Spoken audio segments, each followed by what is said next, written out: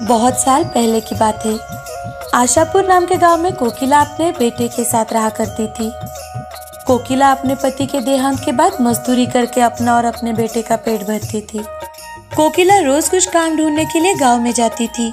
जब गांव में कोई काम नहीं मिलता था तो कोकिला बहुत दूर जंगल पार करके दूसरे गांव काम ढूंढने जाती, और जब भी वो जंगल में जाती तो वो हमेशा एक नीम के पेड़ के नीचे आराम करने बैठती थी। कोकिला अपने बेटे शाम को स्कूल में भेजती थी।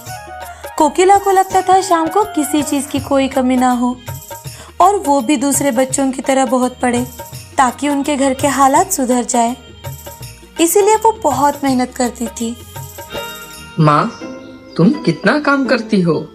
आप चिंता मत करो, मैं पढ़कर शहर जाऊंगा और अच्छी नौकरी करूंगा और बहुत पैसे कमाऊंगा माँ।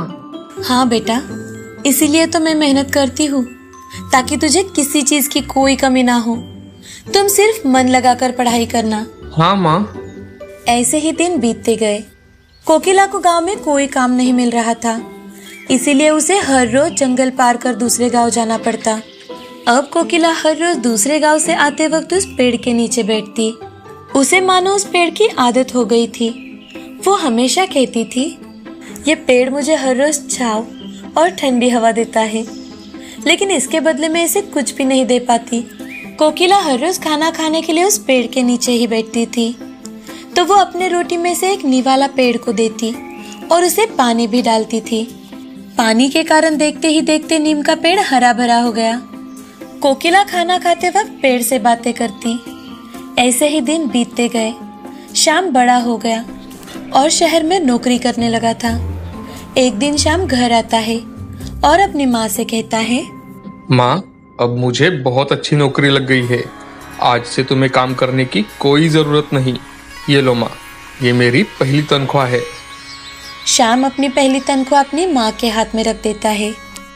आज मैं बहुत ज्यादा खुश हूँ बेटा, चल हम मंदिर होकर आते हैं। दोनों मंदिर जाकर भगवान का दर्शन करते हैं और घर लौटकर साथ में खाना खाते हैं। दूसरे ही दिन शाम शहर लौट जाता है। आज कोकिला खुश होकर जंगल की ओर पेड़ से बात करने के लिए जाती है और उसे सारी बात बताती है। कोकिला के दिन बहुत खुशी से गुजर रहे थे कि एक दिन शाम घर आता है और अपनी माँ से, माँ, अब तुम मेरे साथ शहर चलो। मैंने शहर में अपने लिए घर खरीद लिया है। नहीं बेटा, मैं अभी तेरे साथ नहीं आऊंगी। अभी तो मैं अपना सब कुछ कर सकती हूँ।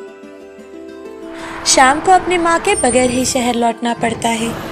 अब कुछ ही दिनों में शाम को नौकरी में प्रमोशन मिलता है और वो अपने लिए अपने साथ की लड़की ही पसंद कर लेता है। धीरे धीरे उसे अपनी अमीरी पर घमंड आने लगता है। वो अपने माँ से भी कई कई दिनों तक बात नहीं करता। एक दिन अचानक शाम शादी करके अपनी पत्नी सीमा को लेकर गाँव आता है। अपने बेटे के साथ शादीशुदा लड़की को देखकर कोकिला, ये क्या है शाम? ये लड़की कौन है? तुमने शादी कर ली और मुझे बताया भी नहीं। अरे माँ, अब मैं बड़ा हो गया हूँ। अब मेरी जिंदगी में आप दखलंदाजी मत कीजिए। शाम की बातें सुनकर कोकिला को बहुत दुख होता है। दूसरे दिन शाम सीमा को लेकर शहर चला जाता है। कोकिला बहुत दुखी थी, तो वो जंगल में पेड़ से मिलने जाती है, क्योंकि शाम के शहर जाने के बाद एक नीम का पेड़ ही था जिससे वो अपने सारे दुख दर्द शेयर करती थी। कोकिला दिन ब दिन थकती जा रही थी। एक दिन कोकिला शाम को फोन करके, बेटा शाम, अब मुझसे कुछ भी नहीं होता, तू मुझे अपने साथ लेकर चल बेटा। अरे माँ, अब मेरे पास गाँव आने के लिए वक्त नहीं है। रखता हूँ मैं फोन। ऐसे ही दिन बीतते हैं। एक दिन कोकिला की तबीयत बहुत ज्यादा खराब हो जाती है। तभी कुछ गांव वाले मिलकर शाम को ये खबर भेजते हैं। गांव के लोगों के कारण शाम गांव आकर कोकिला को शहर लेकर जाता है और कोकिला को एक कमरे में रहने के लिए कहता है। एक दिन शाम और सीमा के कुछ दोस्त घर आते हैं।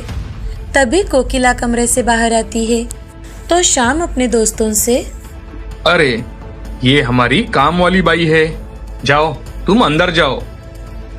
जैसे ही शाम के सारे दोस्त घर से चले जाते हैं, वो कोकिला को बहुत सुनाता है। शाम अपनी माँ की कोई इज्जत नहीं करता था तो सीमा भी कोकिला को हमेशा ताने मारती और ना ही खाने को कुछ देती। शाम के ऐसे बर्ताव से कोकिला की तबीयत और ज्यादा बिगड़ जाती है और एक दिन कोकिला अपने गांव वापस लौट आती है और नीम के पेड़ के नीचे बैठकर बहुत रोती है। पेड़ को अपनी सारी हकीकत बताती है। तभी अचानक से पेड़ की आवाज सुनाई देती है कोकिला, और पेड़ बोलता है, कोकिला, तुमने मेरी बहुत देखभाल की है। अब मैं भी तुम्हारे बुरे समय पर तुम्हें कुछ देना चाहता हूँ। तभी पेड़ से नीम के कुछ पत्ते कोकिला के हाथ में गिरते हैं। पेड़ उस पत्तों को घर लेकर जाने के लिए कहता है। कोकिला घर जाकर देखती है तो वो हैरान हो जाती है क्योंकि नीम के पत्ते अब सोने में बदल चुके थे। अब से कोकिला जब भी नीम के पेड़ के नीचे जाती तब उसे सोने के पत्ते ही मिलते हैं। दिन ब दिन उन पत्तों को बेचकर कोकिला अमीर होती जा रही थी। उसके पास बहुत सारा पैसा आता है। वो अपनी देखभाल करने के लिए एक लड़की काम पर रखती है। कोकिला के अमीर होने की बात जैसे ही शाम को गांव वालों से पता चलती है तो वो कोकिला से माफी मांगने आता है।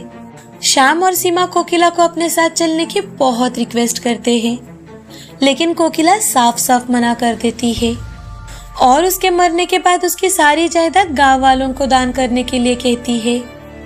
शाम और सीमा को अपने बर्ताव पर बहुत ज्यादा पछतावा होता है।